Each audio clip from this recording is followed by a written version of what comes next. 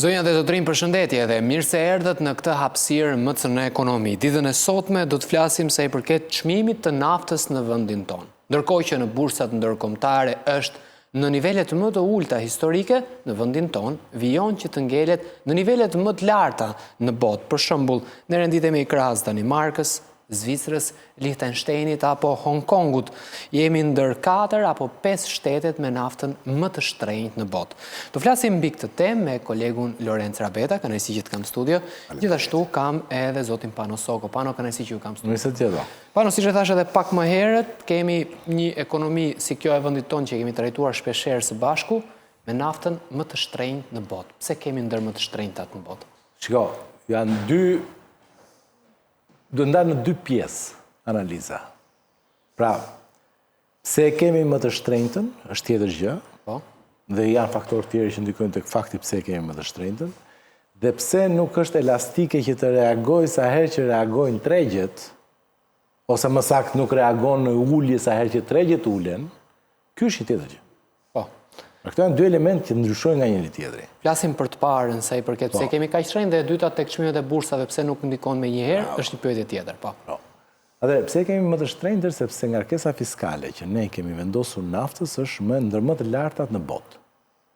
Pra, sot që flasim në komponentët e çmimit, gati 55% të peshës e zën ngarkesa fiskale. Ne kemi rreth 34 lek akcizë të indeksuar, sepse ne indeksojmë akcizën çdo vit me inflacionin. Pra akcizën e naftës në çdo vit i vendosim një kuotë rritëse në varësi të inflacionit që kemi pasur një vit paralendës. Sot është diku te 34-35 lek është akciza. Kemi 27 lek taksën e qarkullimit. Kemi 3 lek taksën e karbonit. Kemi disa tarifa të tjera, më markimin, gjyrosja, etj., të cilat i ngarkojnë edhe këtë me rreth 1 lek. Kemi taksën lokale të shitjes së karburanteve, që ju vendoset pikave të karburantit, e cila po flas për Bashkinë Tiranë, në Bashkinë Tiranë është 5 milion lek. Të gjitha këto, pasi mbliten, që shkojnë diku tek rreth, në mos gaboj tek 75-76 lek, do t'i rafësh dhe me të vëshën. Pra, do kesh edhe rreth edhe 20% më tepër të vëshë përsa e përket pjesës së ngarkesës fiskale. Po këto nuk i ka Kosova apo Maqedonia e Veriut që shkojnë shumë qytetarë dhe mbushin naftë atje? Shkon diku te 100 lekshi. Pra, duke shkuar diku te 100 lekshi, çmimi i naftës është rreth 175 lek sot, mesatarisht. Çka do thotë që 60% të çmimit do përbën vetëm taksa, vetëm ngarkesa fiskale. Kush është ndryshimi që kemi ne me vendet e tjera të rajonit, është Maqedonia ka vetëm 20 cent akcizë, kaq. Dhe të vëshën që ka diku tek, mos gaboj, 70%, 80%. Kosova ka 20 cent akcizë, kaq. Po ne pse kemi barë kaq të madhe fiskale? Sepse ne kemi një sistem tatimor i cili ka dështuar që të mbledh të ardhurat e veta në burim dhe çfarë bën? Ja ngarkon konsumit.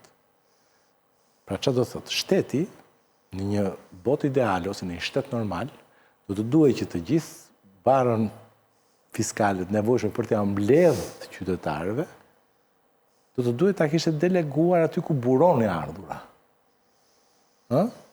Por duke qenë se ne kemi akoma të shumë arkaik modelin e mbledhjes, kemi shumë vrima në sistemin e mbledhjes të ardhurave, po e ke parasysh. Pra nuk kemi tamam një strukturë monolite që mbledh të ardhura. Çfarë bëjmë? Nuk e mbledhim dot aty dhe çfarë bëjmë? Të vëshën, akcizën, e tjerë i mbledhim dogan. Ja ngarkojmë mallet me njëherë. Ka krau tjetër, plotësojmë deficiencat që na krijohen me taksa të sajuara siç është taksa e qarkullimit, te nafta. Sepse krijon deficienca, mos mbledhja e të ardhurave, mos realizimi të ardhurave krijon deficienca, të cilat çfarë bën shteti? Ja pres shkurt. Po i taks naftës. E kuptoj. Lorenz, për të ndalur pak te çmimi, kur kemi luhatje në bursa, nga mëngjesi në darkë ndryshon në Shqipëri. por ndryshon vetëm për rritje, nuk ndryshon për zbritje. Si e sheh? Domethënë kemi pasur para 2 vjetësh çmime shumë të larta nafte. Sot OPEC-u është në rritje të prodhimit, SHBAT-ja në rritje të prodhimit. Çmimi i fuqisë është 50 deri në $60, që është në kuota minimumi historik. Si ka mundësi që nuk lëviz çmimi në Shqipëri? Po marë përsëri 2 referenca, i ka marrë dhe më herët, ka pasur shumë vëmendje nga qytetarët, sepse ne blejmë naftën çdo ditë, shkojmë furnizojmë makinën 2-3 herë në javë, por thjesht jemi mësuar aq shumë me idenë që nafta, çmimi i naftës është ky që është, sa nuk i hyjmë analizës sa është rëndësh realisht. I hyjmë kësaj analize me sa duket qytetarët e Pogradecit, cilët ç'bëjnë, shkojnë mbushin karburatorët me naftë në Maqedoni me çmim 30-40 lekë më të lirë. Sot kemi, po ju thatë 50-60, unë po e marë 60 lekë, $60 çmimin e fuqisë. Kemi pasur një moment shumë të lartë në vitin 2024, në maj të vitit 2024. Shkoj 87 lekë fuqia. Pra, jemi 87 në pikun e viteve të fundit dhe 60 në pikun e ullët të viteve të fundit, në minimumin e viteve të fundit. Në maj, tregtarët shqiptarë nëzituan që nga 175 lekë të arrisnin çmimin e naftës në 183-185 lekë.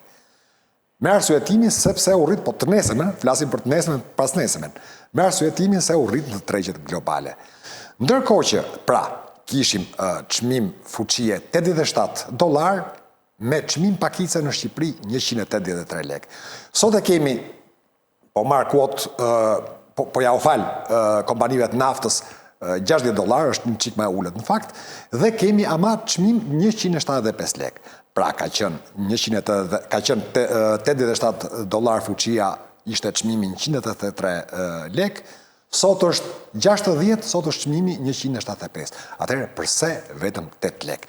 Është një sjellje e përhershme e kompanive shqiptare, do t'ja lë Panos ta bëja të shpjegimin e regjimit e justifikimit që përdorin kompanitë shqiptare, por është një sjellje e përhershme. E rrisin çmimin me njëherë, brenda pak ditësh sa po rritet në tregjet ndërkombëtare dhe as nuk u bie ndërmend ta ulin ose e ulin me jashtëzakonisht shumë vonesë, kur vin disa ulje radhazi të pashmangshme, vendosin ta ulin dhe ç'është më e keqja, këto ngritje. Por edhe uljet, thuajse edhe uljet, në fakt ngritjet janë më në unison, uljet janë diçka më pak, nuk ndodhin në gjithë tregu brenda natës. Ndodhin në disa ditë të shtrira, ndërsa ngritjet ndodhin për çudi brenda një nate. Ja kuptoj. Pano, si do e shpjegoje këtë për shembull që kur rritet çmimi i naftës në bursat ndërkombëtare, brenda 2-3 orë shfaqet në Shqipëri kjo rritje e çmimit. Kur ulet çmimi në bursat ndërkombëtare, nuk është se shfaqet. Shiko, në pikë së pari, pavarësisht se ajo që thot Lenci qëndron, duhet të kuptojmë një gjë. Indeksi me cilin ne ndjekim çmimin e dizelit dhe benzinës në bursat ndërkombëtare nuk është nafta bruto. Është London Gasoil. Është një indeks i cili jep shifrën reale të shitjes së naftës dizel të përpunuar dhe benzinës në bursën e Londrës, në tregun e Antwerp, Rotterdam, Amsterdamit, që është tregu më i madh i tregtimit të hidrokarbureve në Europë.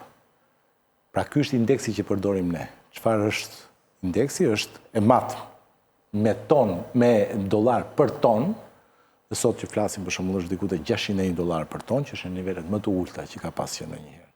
Pse? Sepse natyrisht që ka pasur raste që nafta bruto është ulur, por dizeli ka qëndruar në vend, ose ka pasur raste kur nafta bruto është rritur dhe dizeli nuk ka lëvizur.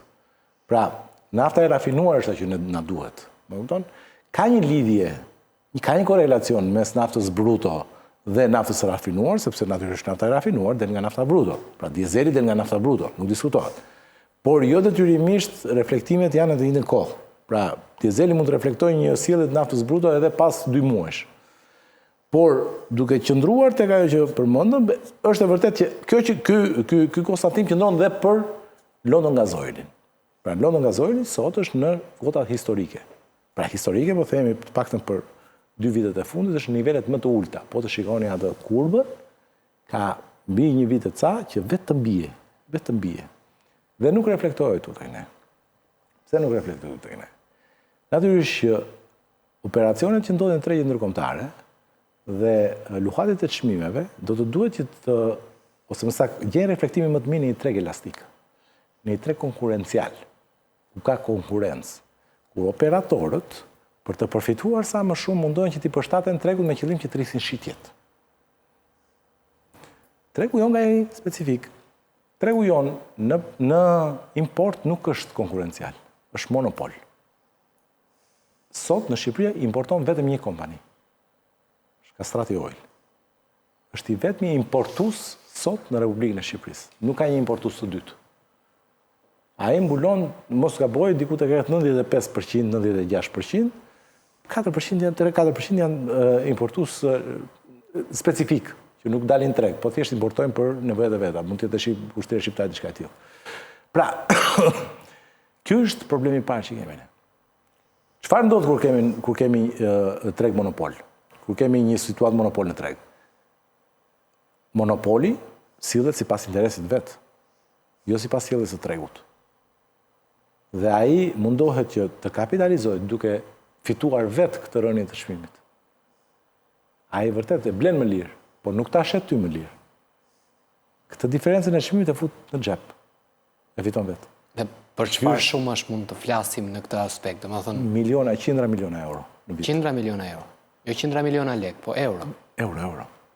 Pra, ai prandaj luftohet tregu monopol. Prandaj ne në tregjet e kapitalit, në tregjet kapitaliste, pra në ekonomitë kapitaliste, gjithmonë luftojnë monopolet. Pse? Sepse dëmtojnë konsumatorin në interes, në përfitim të një ose dy individëve. Por nuk është vetëm ky problemi. Sepse nëse do të ishte vetëm importi, problemi do ta kishim zgjidhur deri diku duke ushtruar kontroll të drejtë për drejt me importuesin. Po. Problemi tjetër është edhe në shitjen me pakicë. Çfarë ndodh në shitjen me pakicë? Operatorët e shitjes me pakicë të dizelit lidhin një që quhet marrëveshje kartel. Marrëveshjet kartel janë rënie dakord mes operatorëve që çmimet të tregtit i mbajmë të njëjtë. Këtu kapitalizmi fiket. Ekonomia e tregut fiket në këtë moment. Pse? Sepse ne kemi rënë dakord që të gjithë që mos të lëmë konkurrencën të jetë përcaktuese, por bim dakord që të gjithë si operator që shikohet çmimin e naftës do ta mbajmë në Tiranë kaq, në Fier kaq, në Durrës kaq, pra asnjëri s'del nga llafi. Këto quhen marrëveshje kartel. Janë si paktet e mafjes. Biem dakord që nuk do ta lëvizim këtë. Dhe prandaj ti nuk shikon asnjë pik karburanti që të reflektojë ndryshimet që ndodhin në tregun ndërkombëtar. Po çfarë ndodh nëse dikush do që të vendosë çmimet reale, për shembull importon dhe vendos çmimet reale? Karteli e godet me ashpërsi. Sepse karteli në Shqipëri i ka shpatullat e ngrohta në shtet. Nëse do të ishte me shpatullat pa ngrohura nga shteti, nuk do ekzistonte fare. Pra, po më thoni karteli fikson çmimet. I fiksojnë çmimet. Pra dhe i mbajnë të fiksuara. Dhe s'lejon njëri t'i thyej, thotë Dhe nuk lejon njëri t'i thyej, sepse përndryshe ndëshkimi i kartelit do të bjerë mbi atë. Po pse s'ndërhyn autoriteti i konkurrencës për të thyer këtë çmim? Tu pastaj futemi te fakti që pse ekziston karteli? Sepse e lejojnë të ekzistojnë. Dhe kush janë komponentët që lejojnë të ekzistojnë? Autoriteti i konkurrencës është i parë. Ai është i parë që e lejon këtë kartel. Pse e lejon? Natyrisht korrupsion. Pra, gjithë ky deformim që ka ndodhur në ekonominë e ashtu quajtur të lirë të tregut, ka bërë që ne të mos na reflektojë asnjëherë kur vjen puna për rënien e çmimit që ndodh në bursa. Po mirë, ai qytetari që po na ndjek në këto momente, pse i duhet të interesojë atij 100 lekë apo 200 lekë të vjetra më lirë apo më shtrenjtë nafta? Sepse thotë unë s'kam makinë për shembull, thotë se nuk lëviz shpesh me makinë. Jo, mirë, domethënë besoj se nuk ka qytetar që se kupton që mobiliteti si proces është i lidhur me të gjitha produktet dhe shërbimet. Për shembull, buka. A do transportosh mielin ti? A do të vi mielli nga porti në magazin, nga magazina tek dyqani e tjerë e tjerë. Një pjesë e furrave po ashtu punojnë me naftë. A do transportosh bukën nga furrat e dyqani e tjerë e tjerë. Ku do është çmimi i naftës? Ku të duash ti? Kaq të ndërlidhur jemi me çmimin e naftës, Lorenz? Jemi edhe më shumë të ndërlidhur se kaq, sepse unë shoh edhe pak të ardhurat e qeverisë. Qeveria shqiptare ka këto 3-4 vitet e fundit që përkojnë edhe me çmime shumë të larta të naftës, që përkojnë edhe me disa hetime të autoritetit konkurrencës, që me shumë të drejtë e përmendet dhe ju, këto 3-4 vite qeveria shqiptare del me një suficit buxhetor rreth 600-700 milion euro mbi planin. Dhe një pjesë e mirë e këtij suficiti buxhetor i dedikohet pikërisht naftës. Është kthyer një qeveri në fakt që preferon importet, preferon zgjidhjet më të lehtë. Prodhimi vendas është shumë i vështirë, sepse do incentivuar, do orientuar, do trajnuar sektori, punonjësit apo drejtuesit një sektori. Ndërsa importi është shumë i thjeshtë. Blihet jashtë, paguan taksën në dogan, siç tha Pano, hyn malli në Shqipëri, është ndërkohë që qeveria e ka vjelur taksën. Dhe është tregu i hidrokarburëve është një prej, po themi, burimeve kryesore ku grumbullohet ky 600-700 milion euro të ardhura shtesë mbi planin edhe mbi buxhetin e vitit kaluar që i grumbullon qeveria. Është një situatë, kam përshtypjen unë, win-win situation between midis qeverisë dhe tregut të hidrokarburëve. Qeverisë i intereson, i vjen shumë ëmbël, s'po them që intereson, i vjen shumë ëmbël që këta importues të operojnë me çmime të larta, sepse sa më të larta janë çmimet, aq më shumë. Kuptoj që i intereson importuesit dhe kuptoj që i intereson qeverisë. Tani, kujt nuk i intereson është pyetja. Mua dhe ty s'na intereson, absolutisht. Bile, tha edhe Pano, mua ty që kemi makinë, por edhe ati që s'ka makinë. Sepse çmimi i naftës reflektohet absolutisht në çmimin e çdo produkti. Ai furri i bukës do shkojë, do të furnizohet, do të bëjë operacione ditore, janë gjitha kosto që i mbevendosen, kemi edhe furra me naftë, kemi furra buke me naftë, janë gjitha kosto që i mbevendosen çdo produkti. Absolutisht është një nga produktet që sjell më shumë të ardhura se çdo tjetër, janë 14, i përmendi disa Pano, më duket se janë 14 tarifa dhe taksa që qeveria mbledh nga ky produkt, nga hidrokarburët.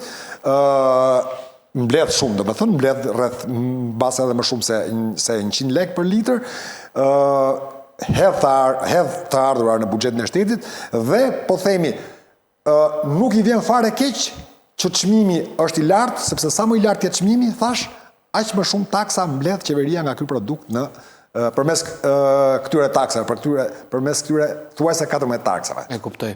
Pano, tu kemi një forcim të lekut në tregun e brendshëm. Si ka mundësi që ne blejmë me monedë ndërkombëtare, euro apo dollar, ajo dobësohet sepse forcohet leku, por kjo nuk shfaqet sa i përket çmimit të naftës. Për të njëjtën arsye pse nuk shfaqet edhe rënja e çmimit.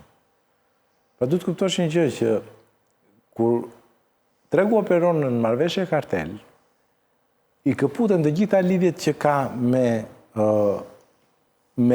një treg konkurencial të lirë të ekonomisë të tregut. Pra, të gjitha ato variable të cilët ndikojnë tek çmimi në një situatë normale ekonomie e tregut lirë, këputen. Nuk kanë më vlerë. Sepse çmimi tashmë është i fiksuar. Dhe kur është i fiksuar, çfarëdo që të ndodhë, çmimi është i fiksuar. Të gjitha variablet që ndikonin në një situatë normale nuk ndikojnë më. Sepse ata e vendosin në tavolinë, pra sa do e shesin? 175 lekë. Të gjithë në tabele kanë 175 lekë. Bëjnë qatë dojë, kursi këmbimit, bursa, agentët tjerë, qoftë edhe reduktimi taksave. Të bëjnë qatë duan këta, s'ka nevojë. Të ka rënë dakord karteli i do shesi me 175 lekë.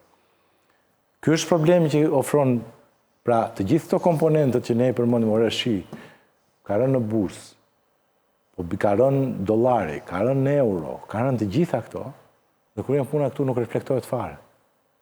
Kjo vjen pikërisht për shkak deformimit të tregut. Dhe natyrisht që rrugët për zgjidhjen e deformimit janë ato që le të themi përbëjnë sot debatin. Çfarë ka ndodhur është që nëse do ta ezaurojmë që tani këtë pjesë në zgjidhjes, çfarë ka ndodhur është që ne jemi kënaqur, ose më saktë kemi justifikuar vetes faktin që shikon, ne luftojmë atë monopolin, tregu monopol dhe marrëveshjet kartel nëpërmjet autoritetit të konkurrencës. Po kur çdo në autoriteti i konkurrencës çan ndodh? U shit autoriteti i konkurrencës. Nuk arriti dot që të realizojë. U korruptua. Çan ndodh?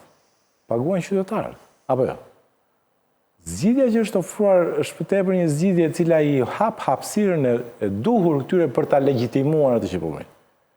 Sepse legjitimimi nuk është tjetër thjesht kalimi i një kontrolli. Pra, ne e bëm, erdhi autoriteti, na pas gjeti gjë u legjitimua, apo jo? U mbyll dosja. Mbaroj muhabeti. Dhe kjo zgjidhje është anemike dhe natyrisht ju vetë shumë për shtat këtyre që janë që përfitojnë nga ky deformimi i tregut.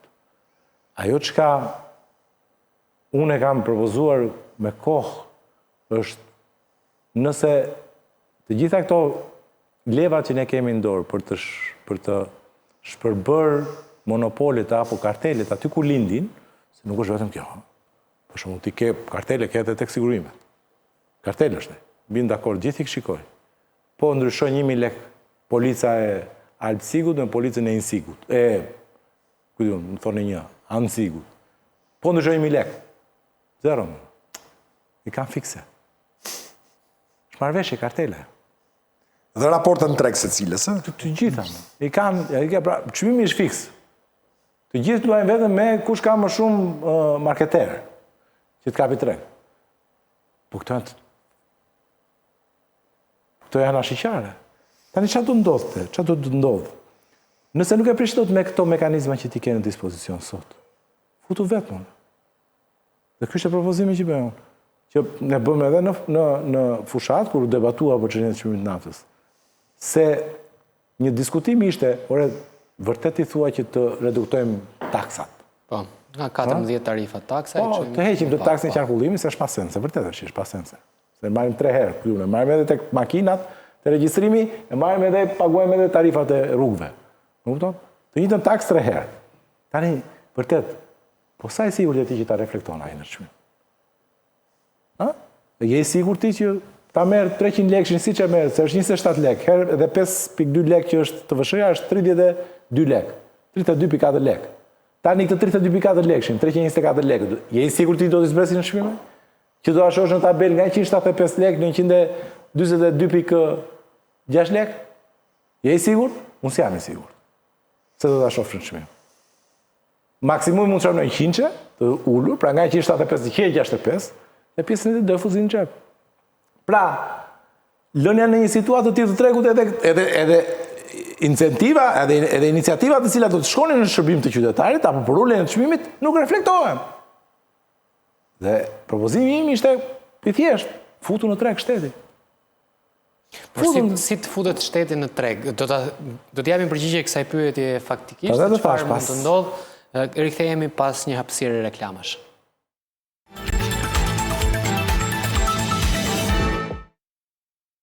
Rikthehemi në studio të nderuar teleshikues në këtë pjesë të dytë, po flasim sa i përket çmimeve të larta të naftës në vendin tonë. Renditemi ndër 5 vendet me çmimet më të shtrenjta.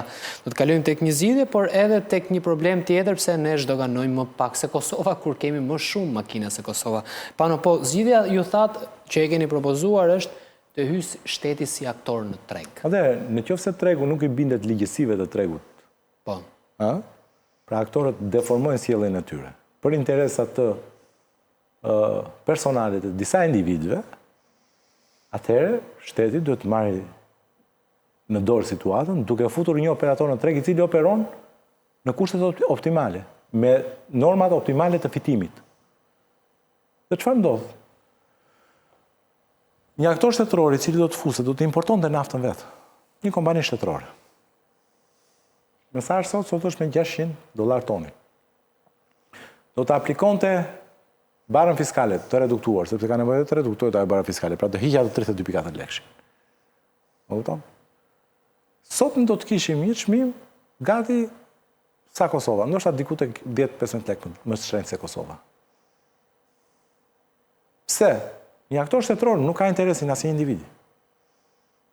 Një kompani shtetërore ka interesin, është kompani pronë e shtetit, pronë e të gjithëve, por e asnjërit. Një kompani private përdoret në funksion të fitimit të operatorit privat, i cili hallataket fitoj kur luan drejt, po kur prish rregullat dhe përfiton nga korrupsioni në fund fare, sepse korrupsioni është e gjitha, më dëmton mua. Në shteti futet me një kompani të tillë. Një kompani e tillë, do të siguronte që çmimi të ishte reflektuar në mënyrë optimale në treg, pa norma të egzageruara fitimi. 2, do të ishte fleksibël në sjellje në treg, sepse nuk ka hallin e fitimit të personazhit i cili duhet fitoj shumë lekë sepse do të qëndrojë në pjatës. Më kupton? Pra radh në bursë e ul direkt ai kompania.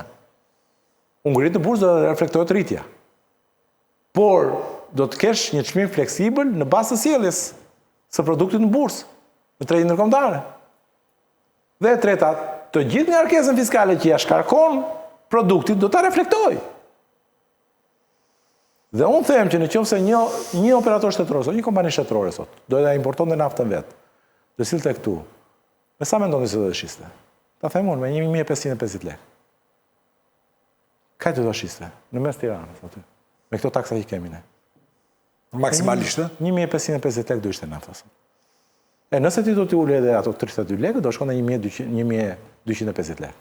1100 është Kosovë, 1250 lekë, me të vjetra po flas gjithmonë, të kuptojmë. Dhe çfarë do të ndodhte me xhepin e qytetarit nëse ti ja ulje me 700 lekë? Po do fitonte 700 lekë, që mos do vende më ai Pogradecarin në Maqedoni, se do e kishte me atë çmim aty në Pogradec.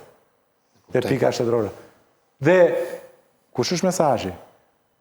Nëse ti bën një kompani shtetërore kështu i thua këtyre vazhdoni, ju mbajeni as e keni. Inshallah po shisim ndonjë gjë. Më kupton? Nëse s'doni të operoni brenda rregullave me hir, do ta bëni me pa hir, ose mbylleni. Sepse ti nxjerrësh të gjithë nga loja këta.